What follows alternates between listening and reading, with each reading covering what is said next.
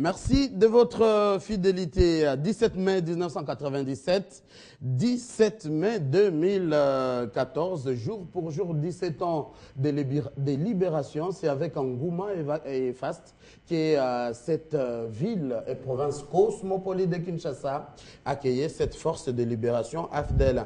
Qu'est-ce qui a changé? On en parle dans Ça fait débat. Et puis, il y a 48 heures, qui est le présidium de concertation nationale, recevait la délégation de la société civile en RDC, le journal Les Potentiels, qui titre et qui pose cette question: à quand l'imminent gouvernement de cohésion nationale? Et qu'est-ce qui se passe au sein de l'UNC avec la démission de ces hauts cadres qui étaient d'ailleurs responsables de l'école du parti? La politique, dans ça fait débat, ne nous quittez pas. Les cadres de l'UNC, Billy Kambale est avec nous. Bienvenue. Merci. Et face à vous, Madame Ernestine, vous êtes cadre au sein de la majorité présidentielle. Bienvenue. Merci Mathieu, nous sommes aussi communicateurs de la majorité présidentielle. Et à vos côtés, c'est Fumu Toto, initiateur de la troisième voie. Bienvenue Fumu Toto. Merci. Une première participation, un cadre du CCI. Vous vous présentez, vous avez la parole. Ok, merci Manitié. Brièvement, je suis Maître André Liti, chargé des questions internationales à la Convention des Congolais unis. Première participation, ça fait débat. Non, une deuxième. Une deuxième? Oui, parce que j'ai déjà été en face de Madame Ernestine. Ah voilà, bienvenue. Bienvenue, alors ça fait bien. On commence avec les sujets de la politique.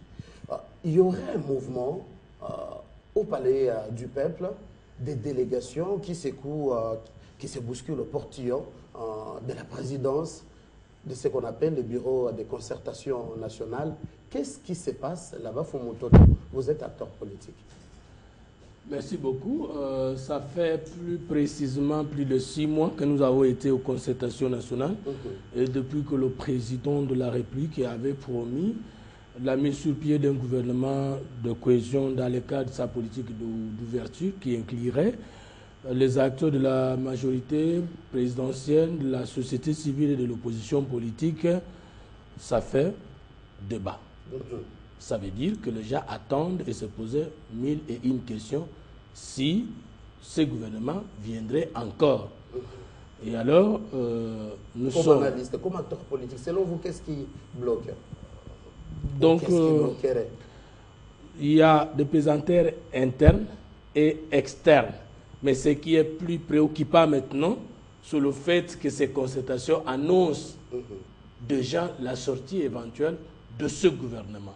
Et nous pensons que c'est une bonne chose parce que ça fait longtemps qu'on attendait et si ça pouvait sortir, c'est bien. C'est bien. Alors, quand le journal Les Potentiels titre « Les postes du Premier ministre se trouveraient à marge de ces tractations », à l'UNC, quelle lecture vous faites, Billy Kambale?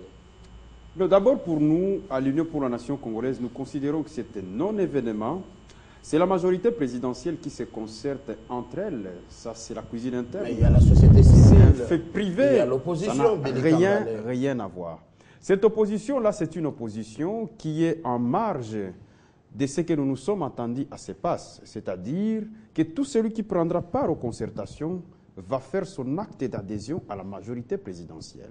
Et conformément au statut de l'opposition, tout homme qui est à l'opposition, c'est-à-dire c'est celui qui est en dehors de l'exécutif. Donc ceux qui prendront part à un quelconque gouvernement auront déjà fait leur adhésion à la majorité présidentielle. Et que donc, pour nous, nous considérons que si nous voulons être légalistes, si nous voulons respecter la loi dans ce pays, il faut que les gens s'assument. C'est un problème de s'assumer politiquement. Vous ne pouvez pas faire partie d'un gouvernement et vous dites encore que vous êtes dans l'opposition. C'est une contradiction flagrante.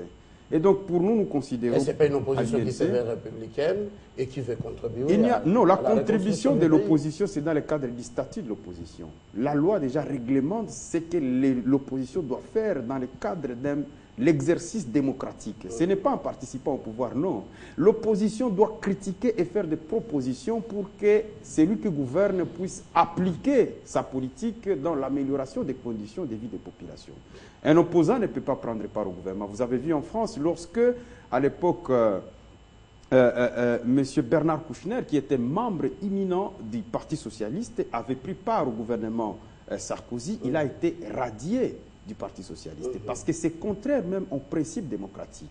Ici, dans notre pays, nous avons toujours réclamé qu'il y ait la mise en application de la loi portant statut de l'opposition. Ça veut dire que l'opposition s'organise, qu'il désigne son porte-parole et que les partis politiques soient financés pour que les partis exercent réellement leur travail d'éducation civique de la population. C'est cela que nous attendons. Donc, quand nous nous appelons à un vrai dialogue, c'est pour que nous puissions lever tous ces équivoques, pour que nous puissions mettre fin à cette cafouillage entretenu par le pouvoir en place en perte de vitesse, parce que pour nous, nous savons très bien qu'on veut passer par toutes ces manœuvres pour vouloir contourner l'échéance du 19 décembre 2016. Et ça ne passera pas. Nous pensons tout simplement que c'est de la farce.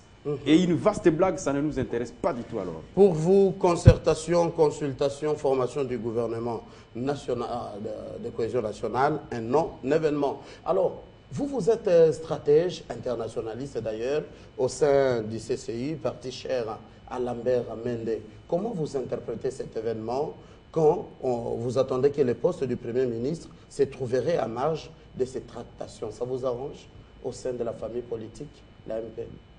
Mathieu souffrait que j'aborde autrement la question, mais à recadrer naturellement ce que venait de dire, je prends tel ou tel autre aspect de ce que venait de dire mon co-débatteur, à l'occurrence Billy. Lorsqu'on prête que c'est nous qui avions réclamé les statuts de l'opposition dans ce pays, je pense tout simplement qu'il s'agit d'un raccourci. S'il faut parler de l'INC à partir du départ de Vital Kamerhe, de la majorité actuelle au pouvoir, vous le savez autant que moi, Mathieu, qu'à cette époque-là, la proposition des lois dont on parle, ça s'agit du statut de l'opposition, a été initiée par les députés MLC Sessanga, lui aussi parti de cette famille politique. Alors déjà, par rapport à ça, Billy Campbell n'a pas à nous dire ici qu'ils l'ont toujours réclamé. Ça serait vraiment faire à tort à l'histoire. Et en même temps, s'agissant du poste du Premier ministre, lorsqu'il dit c'est un non-événement, je le lui concède, pour autant que tout naturellement, ça ne nous gêne pas de le voir en face. Mais simplement, quand on parle d'une opposition qui devait, conformément au statut de l'opposition dont il est question, apporter des idées constructives, ma fait Mathieu, vous me le permettez, moi je n'en connais pas une seule, une proposition constructive de l'INC sur différents domaines qui, ont des difficultés, en fait, qui connaissent des difficultés dans notre pays aujourd'hui. J'en conviens avec tous les hommes sincères, intègres, oui, que la gouvernance parfaite n'est qu'une théorie d'école et que de ce fait, il faut en force des Congolais qui apportent des idées constructives. Et c'est ce qu'ils veulent, l'opposition. Excusez-moi, on ne parlerait pas ici, vous permettez, sur base de rien. Moi, je voudrais par exemple un document, parce qu'aujourd'hui, vous permettez, Mathieu. Je suis fier, nous parlerons du 17 mai. Je serai fondé de vous dire, parti de mon Wamba natal jusqu'aux études universitaires, jusqu'à l'étranger. Ce que Mouzé a amené comme idée, je vous en parlerai. Les documents existent. Ce que Kabila nous a présenté à nous Congolais et pourquoi pas à nos enfants. Et en même temps, en face, je ne vois pas des idées, des contre-idées de l'INC, parce qu'il a parlé de la France. En France, aujourd'hui, vous vous en doutez bien, l'IMP a même des questions alternatives à termes de propositions par rapport à ce que fait Hollande aujourd'hui. Ça, d'accord. Je vous repose ma question alors autrement. Qu'attend la CCI à l'issue de cette formation, l'imminent gouvernement de cohésion nationale? Non, d'abord, je vous apaise pour vous dire, Mathieu, CCI est l'une des grandes formations de ce pays, moi qui vous parle. J'ai concouru aux élections de 2011. Sans parler de semble que vous n'êtes pas représenté sur toute l'étendue du pays. Non, mais être représenté sur l'étendue du pays, ça dit quoi? C'est parmi les conditions d'être un parti national. Non, Mathieu, voudrez-vous que je vous rappelle que certains députés de la CCI sont de la province orientale, ma province? Je ne veux pas rentrer dans ces questions parce que nous ne parlons pas que de la CCI ici. Mais je vous dis, nous sommes un parti national. Je vous dis, vous pouvez aller aujourd'hui à l'Assemblée de la province orientale, Assemblée provinciale, vous trouverez des députés CCI. Je reviens à vous tout à l'heure. Madame Ernestine, vous êtes d'ailleurs un des communicateurs de la majorité présidentielle. Plateforme accusée par plusieurs analystes, ça s'annonce déjà. Vous bousculez certains partis de l'opposition, les cas de l'UNC avec la démission de Bitakwira, juste comme président du groupe parlementaire, mais qui veut conserver son siège comme député UNC. Manœuvre de la majorité présidentielle?